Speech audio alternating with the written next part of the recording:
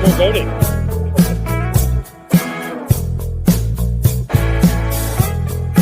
Hey, it's the Capitol, but nobody's storming it.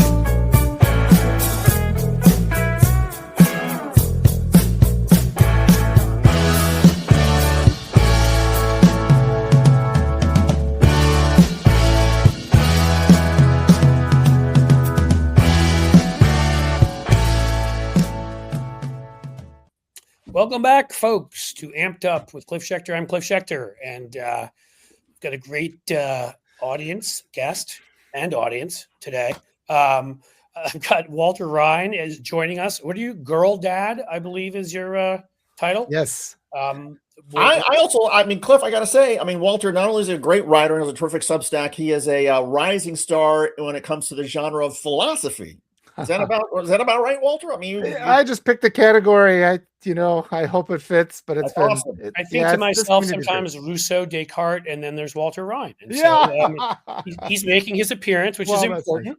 I as usual, there's something in the beginning that goes out of order or whatever because I change it up and I'm a goofball. But how could I not have obviously introduced David Schuster, my co-host and better TV half, better screen half, former MSNBC host, Emmy winner.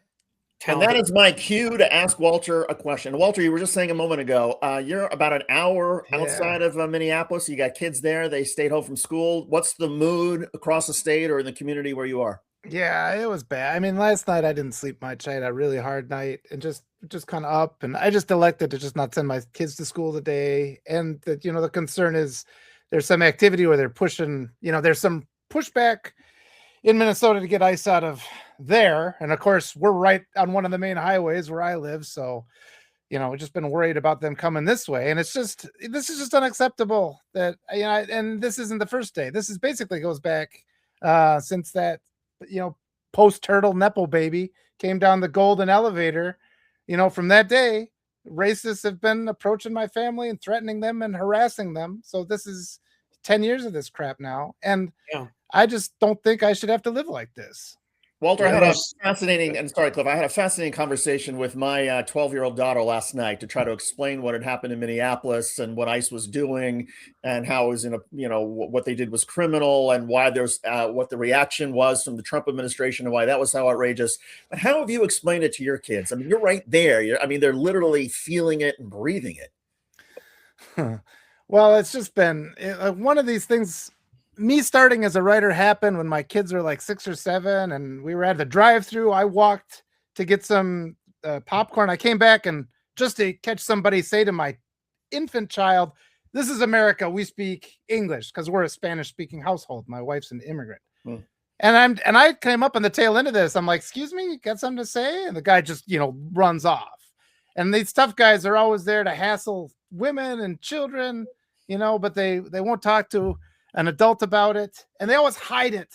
And that's really this whole mechanism of this hate ideology that permeates the United States. It goes back to the original sin of slavery that this country has never accounted for, and it just endures, and everything is spoken in dog whistles. They hide their language. They figure out ways to kind of indoctrinate the population to be they propagandize everybody so that they don't realize any of the things that you're saying right now.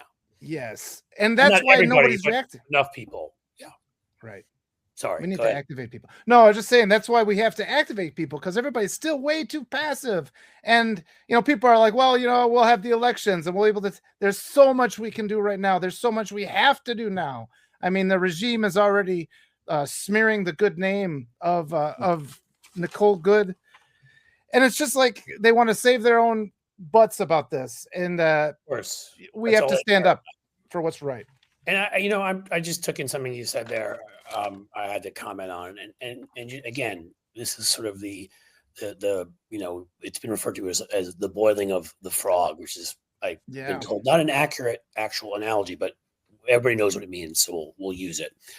Where things happen slowly and you don't notice. And what's amazing is you're sitting there saying, well, because of what's going on and some of the pushback, as there should be. I would hope everybody would be out in the streets, not violently, non-violently, but still out there, and that could lead them to react violently. But with that said, you're like, I didn't send my kids to school, and I'm thinking to myself, right, you didn't send your kids to a place where only in the United States of America, of high income countries, kids actually can die too and not come home alive. You chose to keep your kids at home where they actually were safer than they were in school, because another thing we have chosen to just ignore and let proliferate. And people shouldn't think this is not part of the same exact sickness.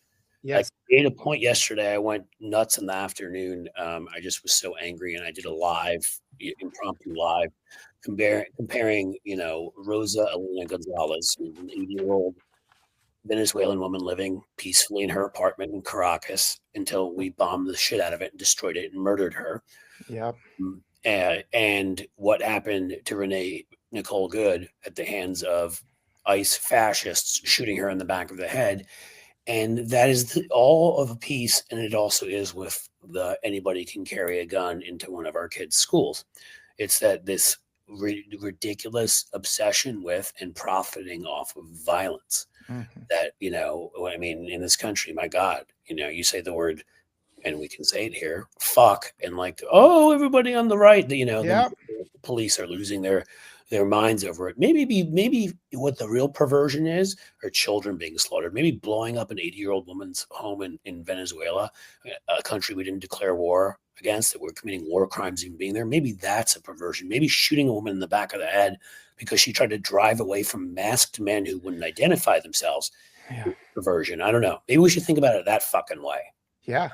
Well, there's within America's cultural identity is this hate ideology that dehumanizes certain groups. And I always say, that other countries in the world have guns. It's only the United States that has these mass shootings. It's always young white men who do these shootings. And it's because they've been radicalized through white supremacy to see human life as irrelevant. And it's one of these things where so much of the white community fails to call this out. I mean, I've been saying to people, the tactics of this government are fascist, but we have to recognize that this government, it's not imported from elsewhere what's going on. This is our original sin.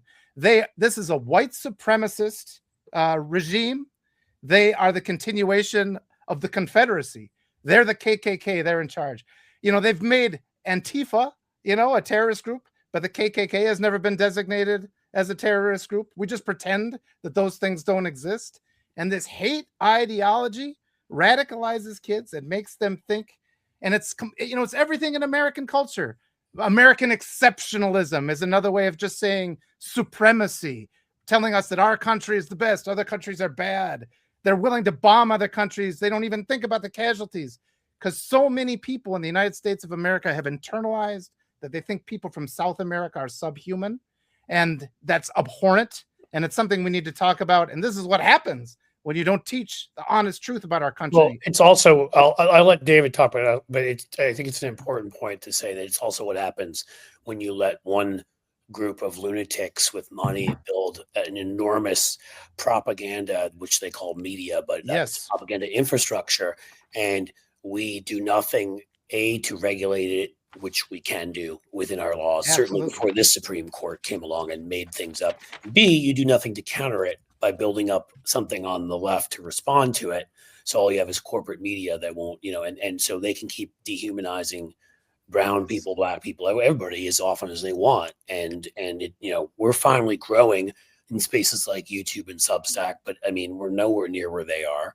In any case, David, go ahead, please. Well, I was going to say that hatred that you both speak about gets right to the next question I was going to ask Walter, and that is, I mean, so much of this, at least with Minnesota, seems to be the administration targeting Somalians, right? That there's been an influx of Somalians. You watch, Fox News, the Jesse Waters and J.D. Vance, and like, oh, America has a Somalia problem. And Vance's explanations, because, well, a lot of these people are on welfare. Well, there are a lot of other Americans who are also on welfare, but you don't immediately jump to, well, they must be engaged in fraud if they're on welfare. And the majority of them are white, actually. Right. And that's the Yep. jump that JD Vance makes with the Somalians. But my question, I guess, Walter, is, I mean, the Somalians have been there for a while. What was it like? I mean, having the Somalians as neighbors and as part of the state, say 6 months ago or a year ago before the Trump administration 2.0 came in? Oh, I'm not directly involved in that community, but one of the things, there's never, I have a couple of friends who are right in there and they've been active in the communities, helping.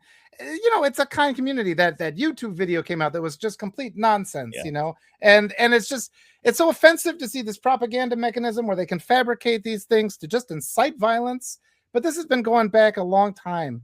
And one of the things, like you said, they just had their massive bailout for the farming industry. And you think about, a couple of years ago, just watch what happens on social media when you say, hey, let's pay off student loans. Everything gets flooded on social media. Oh, this is so bad. Then they give billions of dollars to the farming industry as a result of the ineptitude of this administration. Nobody says anything.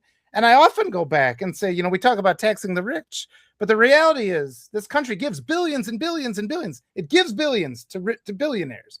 And all we have to do, if we just stop the subsidies and the free bailouts and the PPP loans and all that stuff, all that would be acceptable. Monopolies and billionaires against the rest of us. And that gets to the whole argument that I say that every sort of Trump claim or Trumpian administration claim is a confession, right? Absolutely. Because here they are going after Somalians or people with brown and black skin for somehow being engaged in fraud, but the fraud, to the extent that there is any, is so small and minuscule compared to the Trump White House fraud of whether it's the $500 million ballroom or the $300 million airplane or the Bitcoin or the crypto or the government contracts to Donald Trump's rich friends or to your point, the tax cuts and the corporate subsidies to people who don't need it. Yep. Like Doge money that just disappeared, and these kinds of things. They never. I have to say something here, which I think you'll guys will enjoy. You'll enjoy, David. I have to say, here, which is this guy. I don't know if he's still in here, but like, what's wrong with you, dude? The Yankees haven't won anything since 2009. Like, you suck. You have Hal Steinbrenner running things. He's worth $8 billion. The Yankees, like the Dodgers, have been eating your lunch. Like, why is it that the Yankees suck? Why is it that you've gone so long without a World Series? Oh, we're going to pay Josh Donaldson $25 million. And the guy literally, his arms and legs fall off. And then you cry and you whine like all you New York Yankees fans do. What is it about you that you suck so badly? I need you to explain this. Oh, and Brian Cashman, he's a really good GM. Okay, we can get rid of him now. By the way, Walter, I'm a Yankees fan. I've never gotten to do that before, where I got to go after some asshole right winger on the Yankees who's probably crying. Yes, it must be particularly frustrating when these trolls and these right wing nut jobs appropriate your sports team. That's not nice. It is exactly like this guy's. You're not worthy, my friend. But no, it'd be like if somebody came here like Michigan, and they were a right wing, and David went after him and started insulting Michigan. So I thought I'd have fun for once instead of. But whoever you are, you're still a putz and a loser, and you probably live in your mom's basement, and you probably are the exact person who is suffering at the hand. Either you're a bot or you're the exact person who's getting screwed 5 ways from Sunday right now. So Elon Musk can get his 17th mansion. So good move, pal. It's really all working out great for you. Okay. Now let's get back to where we were. I had to have fun. I mean, come on. Yeah, you do a little bit. Oh, wait. There's somebody from Reds. Oh, it's Red One. I was going to say, because I live in Cincinnati, and be like, if there's a Reds fan being an asshole here too, I could go 2 for 2 in ripping my own teams. But no, it's not. Okay. I mean, I lived for a short period of time. And again, like, this is the kind of stuff that doesn't even need to be spoken or said, but yet with these racists, you sort of have to. I lived for a short period of time in Columbus. On the way that we were moving to Cincinnati, and I got a job with the Democratic Party there a while ago, 2008. And they've got a vibrant Somali population too, not quite what Minneapolis has. And it was weird. Like, there are these people that were Somali, and they like said hi, and they held doors, and they were friendly, and they were kind, and they paid their taxes, and they were great neighbors to have around us. And and in that way, what was interesting is they were no different than anybody else. I mean, it doesn't make you a good person because you call yourself New York Yankee 7. You're an asshole. I don't want to live next to you.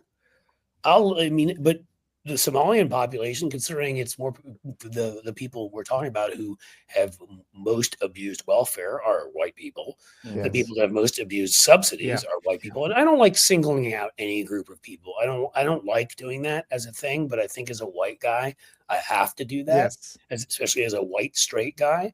Like, get your own shit together before you start going and questioning other people, please. That's very good. Okay. In any case, somebody else take over from here. David, ask a smart question, David. Well, I mean, look, to sort of give everybody sort of updates on the news out of Minnesota, and Walter, as you pointed out, there have been some confrontations and clashes between protesters and ICE and DHS. There's news now that I'm forgetting the name of the agency, but there's a Minnesota agency that's involved with criminal apprehension, criminal investigation. And anytime there's a shooting or a murder, they are involved. And when it involves a federal issue, they work with the FBI to go through the crime scene and to collect evidence. And this Minnesota agency announced this morning that they were being shut out by the FBI, that the FBI was essentially hoarding all the evidence. The FBI wants to do this entire investigation themselves without this state agency that was created by the Minnesota legislature to make sure that there's so it sort of then gets to, okay, we're back to sort of the way the Trump administration treated the Epstein files, and that if there's something they don't like, they bury it at the FBI and DOJ. And I can't imagine, Walter, that that's going over very well in Minnesota. Well, at this point, everything is just chaos. I mean, like I said, I didn't sleep much last night. You're just kind of waiting to see what's going to happen. But the hallmark of this whole administration has been that avoiding accountability at all costs. And it goes back to prior to the election, because we see the whole system in the United States of America is set up where a loathsome white billionaire is allowed to, commit an insurrection and do fraud. And he should have been kicked off the ballot multiple times. And every time there's an obstacle, the door is open, he's pushed through. And if there are obstacles, those obstacles are put in front of the accomplished, brilliant, compassionate Black woman who's running against them. And so this is just the reality. We have more than just one man that is our issue here. That whole mechanism that allows white men to control our entire government, that control all the wealth, that control police force, that control the judicial system. We need diversity in all parts of our society, because everything right now, we're not getting the best people in these positions, and just the lack of accountability to the point where men who may or may not even be law enforcement agent can stop your vehicle wearing body armor. Maybe they just bought that at the Army surplus store. Yeah, who would Their stop faces for are that? covered. They don't tell who they are. We don't even know who the name of the shooter is. They claim he's theirs, but have they really acknowledged it? What's his name? What's his background? They haven't said. Did you see Why Walter? I had a video shared with me by I saw that. Matt McNeil. David was on his show last night. Matt is the host, and you should all listen to Matt soon. If things look like the direction they're going, you're going to be able to hear Matt every day at Blue Amp Media, because we, as we say, like to amplify independent media, and that's one of the few independent-owned stations in the country. And Matt is fantastic, and he'd sent me that video of the guy literally with an SS tattoo on his neck, and it's like, what the fuck are we doing here? Yep. I mean, we're at that point. Like, these guys have had no training. A bunch of them are January 6th thugs. A bunch of them have criminal records. Like, I mean, this is a bunch of shock troops. This is a Stasi. It is not a legitimate federal force. Yeah. And I just, we've talked about it yesterday too. I just want everyone. I mean, it seems like Minnesota's angry enough now that they're saying they're investigating this like a crime. Good. But I just wish Democratic attorneys general and Democratic district attorneys in the city would stand up and say, anybody who is not following the laws of our city or our state will be arrested. It means if you try to kidnap somebody, which would be stopping them without identifying who you are with a mask on, it doesn't matter whether you get them or not. If I even see you try, I'm arresting you. You're going to follow the laws of the United States of America and of the state of Ohio or Connecticut or Minnesota, or you're going to be arrested. Yeah. I just wish they would, I mean, it won't happen in Ohio because we have a cheesy fuckhead, right-wing attorney general, but maybe Connecticut and Minnesota, that could happen. And I don't know, again, I'm going to keep saying this until they do it. Yes. You have the power to do this, guys. Do it. We've lost a life already. Yeah. We've probably lost a lot of others we don't know about. Yeah, it's not going to stop until somebody stands up to them. That's the way it is with bullies, and we deserve to be protected. And the whole point of the Constitution, the whole point of the Bill of Rights, we're entitled to certain legal protections. We're entitled to our day in court, not to get shot 3 times in the face, instantly in that moment. And this is an ongoing problem, though. We've all seen the videos of young black men getting pulled over and getting shot too. These things this is an ongoing problem. It's come to a boiling point now. ICE has been problematic since the moment it was conceived. This has always been going on. There was a report a couple years ago that was put out about how white supremacist groups have infiltrated law enforcement across the country. This is an issue, and they're coming for everybody eventually. That's what they always like to suppress all of these reports, right? It's gone now. That report's forget gone. That one that came out during Obama, that was it Janet Napolitano had put out about how there were veterans who were returning. They had the skills. This was not an attack on all veterans, but of course the right pretended. The ones who then of course they do. Supported the guy who attacked the Gold Star families, and the guy who said that they were suckers and losers for dying, whatever. In any case, pretended that's what it was about. But that's not what it was about. It was that some folks might be suffering from PTSD. They had weapons training, and they could join law enforcement. And this was a real worry because of white supremacist ideology. And of course, that was the right the fact that the right got offended by that really should have been the tell, shouldn't it have? Yes. Well, I think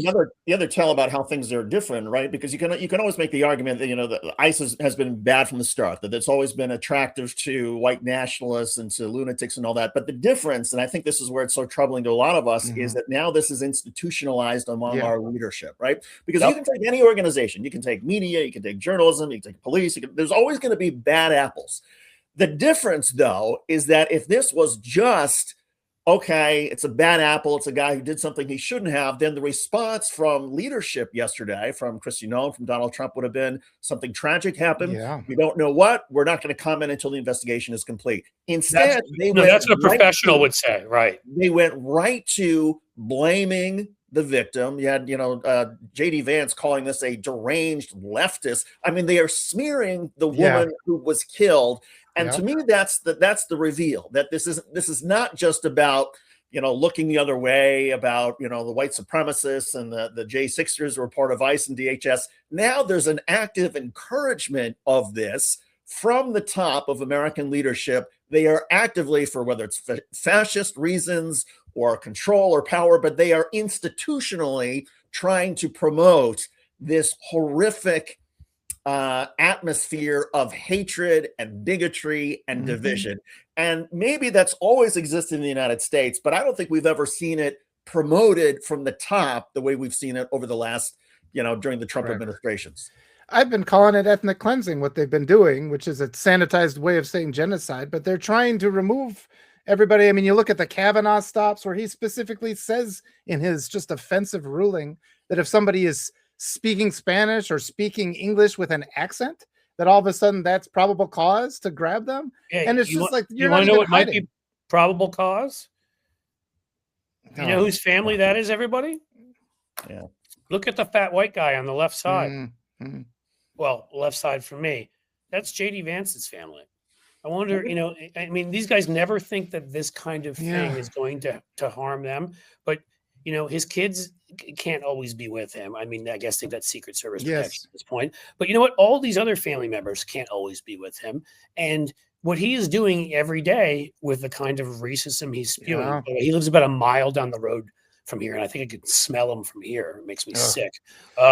He is with every one of these individuals in here. He's endangering their lives in the United States with what he's doing. Yes.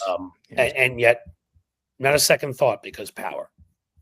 Oh, and is that it? I mean, you ask, what's the purpose? What do you gain by delegitimizing people, by scapegoating people, by demeaning and smearing people? What do you gain? I think it's power with him. He got wealthy with Peter Thiel and that group of galoots, out in the West Coast. So, I mean, I don't think it's about money. He didn't need that. Also, people who fell for his shtick, when he wrote Hillbilly Elegy and tried to claim that a part of Ohio that's literally right near me here is in Appalachia, which is hours away from here, and tried to pretend he had a completely different upbringing than he had. Like that, I have to believe with the money he has, it's about power. Clearly, there are people that just, I always believe in evolutionary biology, and it just goes wrong in certain ways with people. These guys that need to hoard all the resources, these guys that need to hold on to all the power. It's like something has gone wrong with them mentally. Yes. With their, chemically, I don't know. But the fact that he had a perfectly respectable, I mean, not from my point of view, but from a lot of people's points of view, career, and written a best-selling book, had worked out, for venture capital and whatever, but he was willing to embrace, lie for, smear people, attack Zelensky, say anti-Semitic things, say racist things, say, dump a former trans friend of his, and all these other things that he was willing to do. That friend wrote an article about how they were friends for power. Just tell you what a sick individual he is. I would say they're just talentless people. They have no ability to create anything. You look at that. And so what they do is they see the creations of others and they stamp their name on it. And that's why they hoard wealth, because they're incapable of creating their own wealth. They hoard power. Like decent people who can create their wealth, they end up giving it away, and so then we end up with a collection of rich people who are the very worst examples, because they're the hoarders, the talentless people who have used unlawful means. And they like feudalism, right? Where, I mean, their whole point is they could to extract from the rest of us, which is what they're doing. Cancel a program, give Peter Thiel another contract for his parasite organization that wants to suck up all of our data. I mean, these things are all connected. And again, I'm going to keep talking about this through the election. Anybody who thinks they're safe out there, ask Elise Stefanik how that went, the loyalty. Ask Jeff Sessions how that went. Anybody out there with money who thinks that, just because you're wealthy, ask Khodorkovsky how it went when Putin got angry at him. You're not safe. You're not safe from Trump. You're not safe from these people. And the truth of the matter is, I don't care if you make $5 million a year. They're still extracting from you to give to the billionaires. And they still, if you complain about it, will toss you in prison if they get the kind of power they want. Everybody needs to understand that it's us against a couple of fascistic oligarchs and a fascistic hillbilly Fifth Avenue family that we all were unlucky enough to have settled in our country in the disgusting Trump clan. And I spell that with a K. Yeah, that's accurate. And they only love bomb because they intend to sacrifice you later when the heat gets too hot for them. That's how narcissists behave. So yeah, don't fall for it. Walter, I want to ask you about I was asking you about this before the show started, but on your Substack, you have this terrific column about the link between how essentially U.S. oil has been the foundation for white supremacy. I wonder for our audience if you can explain a little bit about that and what you found in putting this column together. Oh gosh, that one is a hard one, and it's just one that kind of goes back to the Tulsa race massacre. And this story is the intertwining of all these just various atrocities that have gone on. But oil was discovered essentially at the end of the Civil War. And so those with the grievance mentality, the people who put on their pointy hats and made their little club in the woods that has been the hate ideology that's still contaminating us to this day, they just decided that oil was theirs, that was to restore the glory of the South. And so this is still this toxic ideology still endures. You've seen that language reflected in the fact that they've been claiming that Venezuela stole oil that rightfully belongs. I mean, it's insanity. Yeah. When did they do that? 300 years ago? But that's how they might think, because they that's what happens when you get that white supremacy mindset. It doesn't make any sense. You start reforming reality to fit this toxic hate ideology. And so what happened with the Tulsa Race Massacre was there was the one group of enslaved people that got reparations were those that were enslaved by native populations. So, and of course, the United States just relocated native people to rocky, barren land. So that's where... which, by the way, also is considered genocide and a war crime when you forcibly, send people on the Trail of Tears. But I digress. Yeah, well, at one point, the Native American population controlled about 20% of the American oil reserves because they put them, even though they only had a small part of land, they put them in all these oil-rich places. And of course, you can document all these acts of Congress where they stole those rights back. You know, the original treaties have been erased. But there was a brief time in Tulsa where Black Wall Street came into existence because the Black community that had gotten land through that mechanism was able to use that oil to enrich themselves, and they just got completely annihilated by the white population. But they're doing well, right? And the white population resented them, and we're just waiting for that one. This will remind you of things today. That one explosive kind of thing. Somebody is killed, or someone is sadly raped, or whatever, and then they can say, "Oh yeah, they did it," and it gives them an excuse to go on this kind of almost. I mean, it's gross. It's like an orgiastic, like they enjoy going and harming people. Like it's like a thrill, you know, to go and destroy people. It's sick. And the number of Trump when he sort of licks his lips when he sees violence happening. And the number of atrocities like that in American history are just, it'll make you sick because there's so many, and it's all hidden. And we don't, and this, what we're looking at right now in our modern history is this consequence of teaching this sanitized history where they say, hey, we don't want them to feel bad about themselves. It's like, you know, when people are guilty of heinous acts, maybe feeling a little bit bad about yourself helps you build accountability. It helps you become a better person. And that's the direction the United States needs to take. Accountability for our as you were saying that, I kept thinking of one of the things that I admire today about modern day Germany is that they are totally fine and they embrace teaching kids and society about the atrocities of World War II. And it's ingrained into Germany that, you know, we had something that we did that was terrible, and as a result they are a better society for it now. And why we can't follow that same path and acknowledge mistakes of slavery and racism and everything else, it's just it's baffling to me. No, well, it's just funny. Funny is not the right word. Just ironic is the way I meant it. That you're and sort of taking us where I was going to go after what Walter said, which is, you know, a classic example. So you look at Venezuela right now, right? And the thing is, like in Afghanistan and like in Iraq, even though all like the Iraq war was absolutely wrong, if Afghanistan outside of in my opinion, a special forces mission to get bin Laden and take out some of the top guys is what that should have been. I'm not saying I think there should have been a response there, but not the one we had. And Venezuela obviously is completely ridiculous.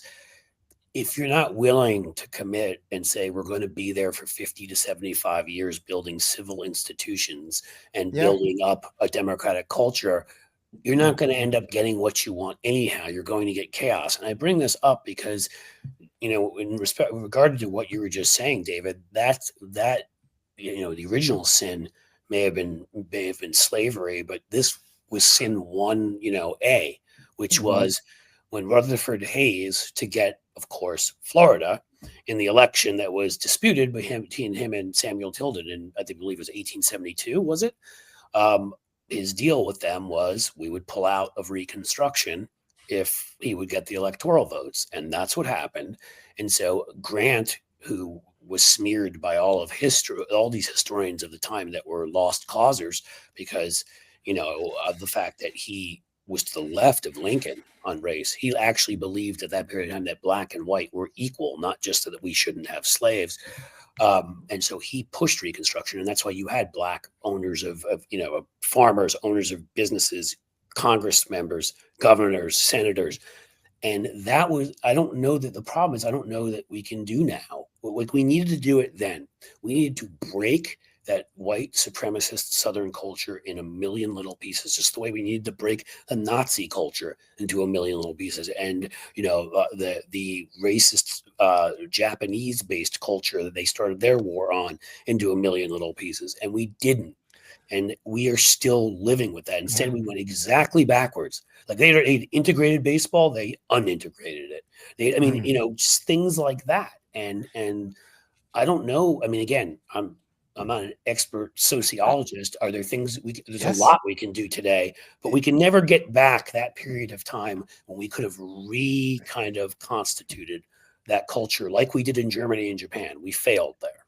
Well, you're doing it right now. You're doing the work you need to do. And I appreciate it. I want to tell you guys, thank you so much for bringing me on here. I do my best to use my platform to elevate other voices. So I really, really appreciate you bringing me on here. But having these conversations. This doesn't mean you're leaving, does it? No, I just wanted to give you your flowers right now. And it's just having these conversations is so important. And, like one of the things, just facts. If we just talk about facts, if we just talk about history, things change. Like, my wife is an ELL teacher. She helps these refugee kids all the time. Why are there refugee kids? Well, because the U.S. government goes and destabilizes countries in South America. Right. So their country falls apart. There's no food. Where do they go? And they've been told by all the propaganda and all Hollywood, well, this place has money. This place is supposed to be kind. Give me your tired masses yearning to be free. And so they come here. And so we create all these problems. And if we would just stop installing right-wing regimes in South America. And I spent 10 years living in Peru. I've been to Venezuela a couple of times. And from the moment I stepped off the plane from the United States to South America, something in the atmosphere, there was a kindness that I never felt in the United States. Yeah. People take care of you. I've been to Ecuador. I haven't been to the other places. It's the same thing, man. Yes. Everybody was so nice. And considering the things that we've done in Latin America, there's a lot of reasons for them not to be. And they just were fantastic. Yeah. Go ahead. Again, I can't quite understand why is it that we can't be accountable for our own history with how we've treated Latin America? Why can't we sort of teach in the schools, here's how we did wrong with how we treated all these people? And there's something I feel like that's sort of embedded in our culture about not being able to admit mistakes. And I'll give you an example. Cliff, you were talking about racism in the South and breaking that into 1,000 pieces, 1,000,000 pieces. I remember many, many years ago, at some point I was in South Carolina or whatever, and some guy drives past with a bumper sticker, and it has the stars and bars, and it says, "You just think it's over." Now, in most societies that have come to grips with their evil past, somebody, wouldn't feel comfortable with that kind of message in public because they would be shamed out of existence. In America, it's almost like by being provocative and edgy and racist that they are rewarded for, that it's okay. There's no shame in saying, I'm not going to acknowledge the mistakes of the past. I'm going to go in the other direction. Well, it's also glorifying treason. Yeah. And you'd think that would matter. And again, I've talked about this also. I think and not to say this is an easy topic to handle, but we have, in my opinion, embraced a First Amendment extremism in the same way we embraced a Second Amendment extremism, such that the way we enforce these laws are not what they were meant to be. Remember, we did used to talk about yelling fire in a crowded theater. We do rightfully ban child porn just because it's considered too dangerous to have out there. We do not allow you to threaten the president's life. We have exceptions to where free speech is allowed. And in Europe, if you're not allowed to show a Nazi symbol, right, or you go to prison. I still think in Germany still, I would argue, has a pretty vibrant democracy and pretty vibrant free speech. Have they lost anything by doing that? I would argue they have not. And in fact, I'd argue they've gained things because those sowing discord and trying to sell disinformation have fewer weapons at their disposal. Yeah. And that's why it's been this big fight over, why the right screams and yells about free speech when they don't mean it. It's about this, because they're threatening the European Union and these European countries that have said, no, we're not going to allow anything to go online. We're not going to allow you to share information that tells people not to use necessary vaccines and kills them. We're not going to allow you. I mean, we have refused to a degree where it's not even about free speech in the United States. We know that a lot of these accounts are coming from outside the United States, and we won't even regulate them. They don't have that right here. Yeah. So it's not even a debatable thing with them, and we won't do it. So we're allowing people to get away with this kind of behavior. Yes. In the United Kingdom, libel laws being different, you can't say certain things there that you can't. The way someone like these guys would get up and say they were letting the babies be born and then killing them. You can't do that there. Mm-hmm. You would be arrested, as I think you should be, because you're saying something that is beyond the bounds of being acceptable, and you're putting people's lives in danger. Yeah. And consider the narrative, how people will often say, oh, the Democrats they've become too woke. They've gone too far with this woke stuff. Nobody ever says the Republicans have gone too far with this white supremacy stuff. Right. And it's like, why don't we say that? I mean, we should Right. be pushing back. And it's because this mechanism, I mean, it's the same group owns the media. They only allow certain narratives through. And exactly like you were saying. Are you questioning Barry Weiss's credentials? Because I can't have that on my show. I'm just going to not even address that. I mean, I want to spend a lot of important time not being an editor. So she's really good at editing and stuff. Okay, go ahead. Well, I was just going to say there's this whole model mechanism built up where these right-wing hate groups are extremely well funded. They're allowed to spread propaganda. There's no equivalent of that on the left, where we just talk about compassion and kindness and how to be like a decent father rather than like this abusive patriarch.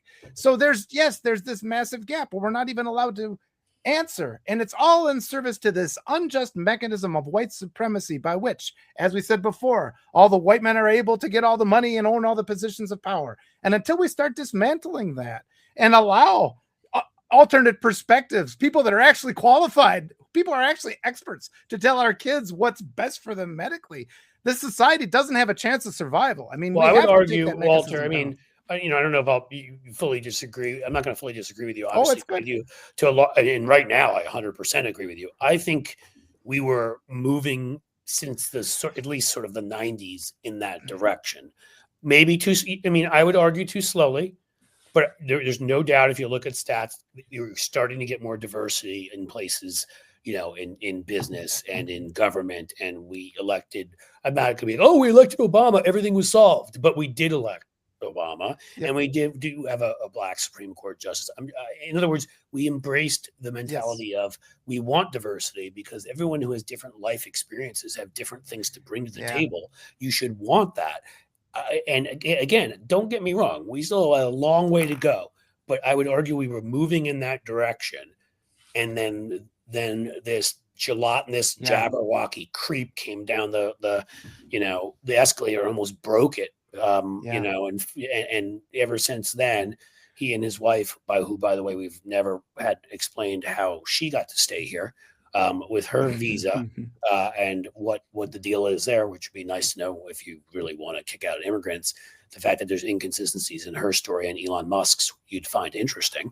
But in any case, ever since that's, they started openly pushing white supremacy. I mean, this crap they sent out, over Christmas, all the Jesus-y, tweets, which I don't even care about. It's just that the government shouldn't be doing that. It's below them and it's gross. Like, and that kind of stuff. Like they instead have purposely embraced that. Yeah, there's certainly been eras of progress. And I would say that I think one of our big issues is we were hit by social media. I mean, the internet has been this just cataclysmic change to all of humanity. And it's an advancement of technology that happens so fast, we weren't necessarily to perceive the dangers. Especially and like these algorithms. Media. The algorithms that promote hate speech have really amplified something, but all this was laying dormant and we never really addressed. I mean, there's so much of American history where people our assumptions about humanity as Americans are influenced by this toxic ideology where we'll say, well, people always abuse each other throughout history and people are always become slaves. And it's really just, you make these assumptions about history that are designed to justify the very worst people that ever lived. And we've just never embraced that maybe human beings can be good. Maybe there are decent human beings out there. And if we cultivate that and give power to that group, rather than constantly giving justifications for these horrid people from the past, maybe we would have a more beneficial society. Maybe people who have felt good, you could look at many of them, their kids. from like a Martin Luther King type figure, or Cesar Chavez, or so many others out there who actually felt better when they were doing things for other people. Imagine that. Yeah, well, I guess they're suckers and losers, right? And the inevitable question is, how do we confront or take on the horrid people? What can we do? And there's sort of the long-term institutional steps that I think are necessary. And then there's the short-term, which gets to a question that, Cliff, I was going to ask you, and Walter, curious to hear your perspective on this as well. We started the show by talking about ICE and the horridness of ICE and Department of Homeland Security and the lies from Kristi Noem and the rest. There's now a move afoot by some Democratic progressives to cut the funding of ICE and Department of Homeland Security when the government runs out of money again at the end of January. And you've got people like Chris Murphy and Van Hollen and some of the progressives in the House who are saying, yeah, there's no reason we should be continuing to somebody fund. Send an invitation to Chuck Schumer to maybe go to Hawaii while that's happening, and Right. then maybe we have a chance of pulling it off. I'm sort of, channeling now my inner Joe Walsh. The last time we talked with him about the government shutdown, he said it would be a terrible mistake for Democrats to take focus away from the terrible Trump economy. But from a pure political perspective, Cliff, wise idea or bad idea to try to shut down the government to draw accountability to ICE and DHS? I will put it very simply, because it is, to me, absolutely a wise idea to take stands at key times on key issues. This is going to be now, after what they just did in Minneapolis, this is going to be one of the defining issues of this election. Yeah. Do you want an unaccountable, masked, refusing to identify themselves, fascist force of former criminals and white supremacists with SS tattoos on their necks going around with guns, shooting, beating pregnant women, breaking windows without warrants, basically violating the Constitution with every breath they take? Do you want that or not? The thing is here, David, and this is why I made my mention of Chuck Schumer, is you must stick to your guns if you're going to do it. The worst thing you can do of all is to say, I'm going to stand up to this and then cave, which Schumer and pals have now done twice. So my first choice is, yes, shut the government down over it. I thought we should have last time said, until all these ICE guys are off the street, or every single one of them has a mask off, is identified, and the rest, and has a body camera. Then either that happens, and the National Guard is out of every damn city, so that we're respecting our Constitution, or we're going to shut down the government. That to me is a fight absolutely worth having. Yeah. If you will have that fight. The second best thing is don't have that fight, because the worst of all of them is start that fight and then give in for nothing. Mm-hmm. Walter, your thoughts? Absolutely. You have to oppose. I mean, and this is the moment we have to activate the resistance. We have to activate people's minds where they recognize the fight we're in. This is a criminal. It's a criminal regime. It's a white supremacy regime. They're hurting us. They're killing people. They're killing innocent people. There's no negotiating with this. This regime thinks my family is subhuman, and they've made that clear. They are racist. And, I'm worried about the safety of my family every day. I'm not going to talk to them. I know their viewpoint. I reject it. It's oppose, oppose, oppose. Every mechanism you have, every legal, lawful mechanism, every peaceful mechanism, we can do that. And that's what we have to do. We can't sit here with these passive solutions and then trying to make deals with them. They don't make a deal. They intend to honor. Right. That's another thing about whites. A deal with Donald Trump? We should all go to a list of former contractors and business partners and wives, if any of them are still alive and not buried on golf courses for tax breaks. We got to stop the murders. I agree with both of you. I think we should shut down the government if necessary to tackle ICE and DHS. But I also think that there needs to be, Cliff, to your point, some very clear, quantifiable goals in terms of what Democrats will accept in terms of reform of ICE. And I think Democrats should be willing to say, okay, we will allow Department of Homeland Security, which does a lot more than immigration roundups, and we will allow Immigration and Customs Enforcement, which does more than just the deportations. We will allow them to exist, but to your point, they must have cameras. They must follow due process. They must follow court orders. They cannot just willy-nilly grab people off the street because they look brown or black or have a Latino name. There's got to be some quantifiable and just beat people up or shoot first or any of that stuff. They are held to the same standards as any other member of law enforcement are held to. Frankly, they're not even held to tough enough standards because qualified immunity sucks, but that's another conversation. Right. And to your other point, Cliff, I agree with you that I'm not confident, though, that Chuck Schumer or Hakeem Jeffries have it in them to do this fight. Right. So if they don't, just don't do it. Right. Because, again, think of I am so far, we should one of these times have somebody on. Actually, the host on this channel on Tuesday, my friend Matt Robeson, worked. I don't know if he worked in the Senate. He definitely worked in the House. So, but we need somebody who knows the rules really well. I mean, there's so many ways that we could have gummed up the works and made this harder for them. There's unanimous consent. which we could not give. I've never worked in the Senate, and I even know that. So something that would take 2 minutes will take 3 or 4 days to slow them down. Yes. If we really felt like that what ICE is doing is that important, and if you don't feel like it's that important, I don't know what the fuck is wrong with you. I don't know if you've read the Constitution. I don't know if you believe in democracy, but you don't believe in this one. And so if it's that important to you, you do that. You literally slow the Senate almost to a halt until you use and where has Schumer been on that? That's my problem, is they have not used all of the tools there. A bunch of Democrats have tried. And so, to be very clear, Democratic Party is the good party. The Republicans are the evil one.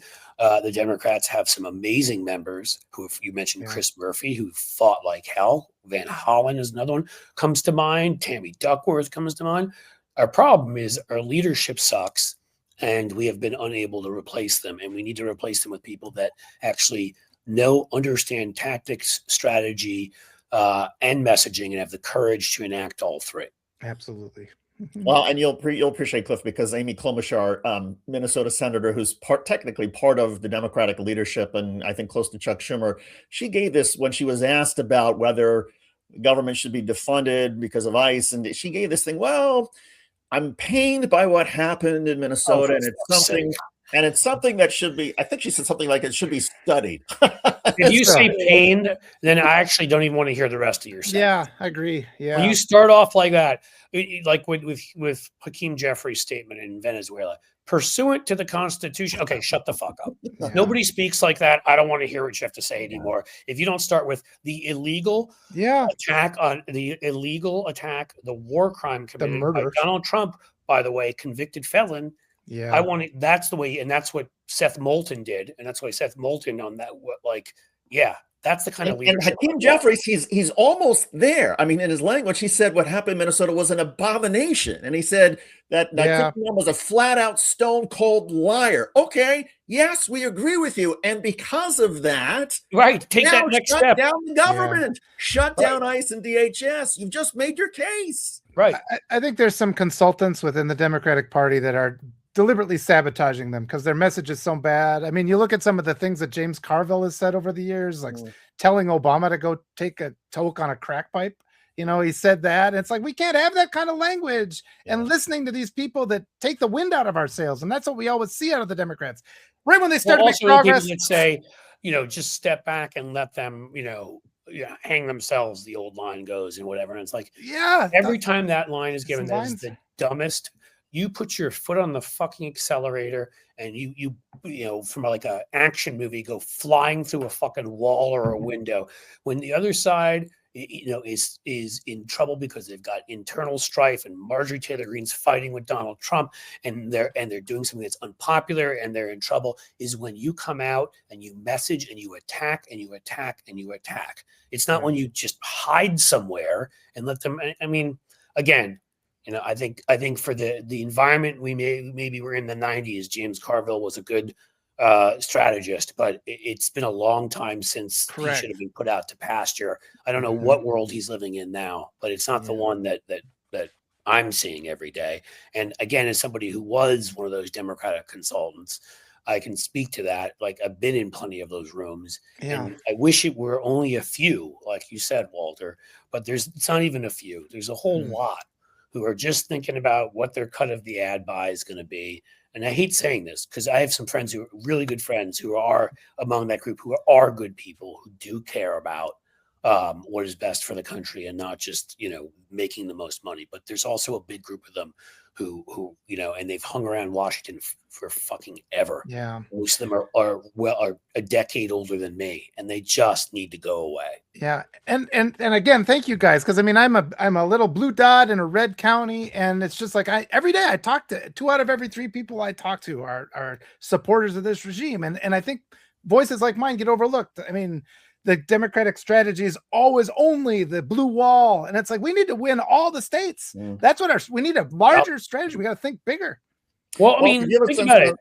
Go ahead, David. I was going to say, where things are going in Minnesota. I mean, how this sort of plays out over the next weeks and months. Does it explode in the way that the George Floyd protest did? Does it sort of die down? You have a feeling about that? You know, it's so hard. It's so hard to guess. I think there's a potential for that. People like you are going to be critical because we've been pushed out of the media. I mean, the voice of reason has been completely pushed out. The regime, it's just propaganda. The mainstream legacy media is just propaganda now. I expect them to be attacking Renee Good's character this whole time. We have to defend her. We have to stand up. So at the very least, they'll repeat the both sides.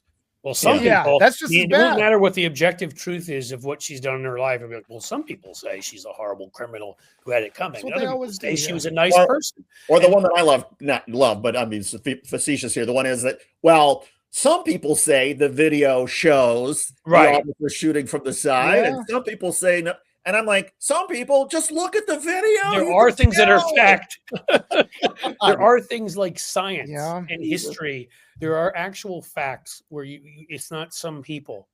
The both siderism, whatever we call it, of the mainstream media on all of this stuff is just mind blowing. Yeah, they use a lot of made corporate media a joke. I mean, it's made it just because they don't educate. Their whole purpose is to sort of impart information upon people that is useful to their lives, so they understand our political system, they understand corruption and these things. And so when you just say, well, this person says that Donald Trump having his own little Bitcoin factory is corrupt, and no, it's not. These people say there's a fucking law that says it. Yes, I mean, it just is. They're just useless. Or like when they say underage woman instead of child when they're talking about child rape, which we're also another thing that we're dealing with right now. And it's just the level of rage in the public is just not where it should be. People, and I don't understand why people are not yet aware of what's going on. Like you said, hopefully this last tragedy will be the last one. And I'm terrified that there will be more loss of life. I want to prevent that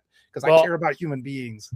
I would say this, Walter, like 7 million people, I believe it was, for the last No King rally. We're close. And if that's right, then that means that's 2% of the U.S. population. That's pretty impressive. We need to get it higher.